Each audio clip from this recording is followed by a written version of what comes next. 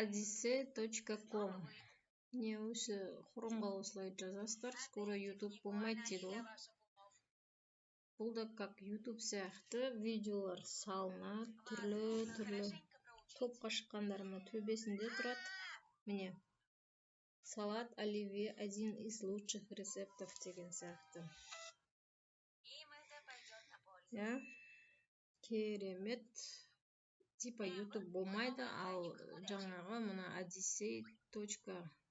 Деген пайда болады екен, Кейін енді осыған ауысатын боламыз. Бірақ темасы да күшті екен. Обложкалары да күшті.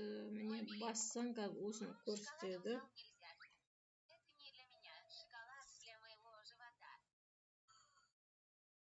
Күшті екен,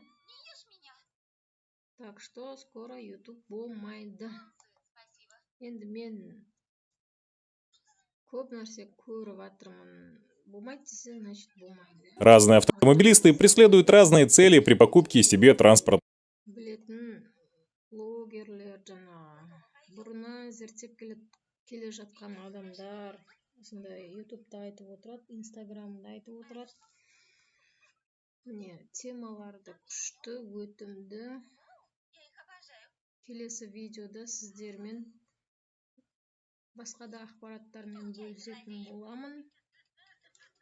Және де жаңағы қыз айтып кеткендей, Web 3.0 деген жүретін болады. WhatsApp статус дегенге өтеді. Сондай. Тамақтардың бәрі осыған өтіп жатыр.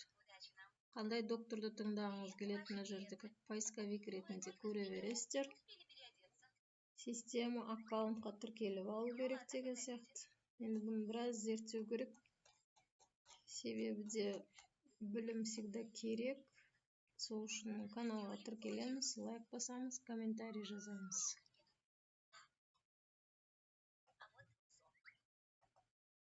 Мен бандикам қайда кетіп қалды?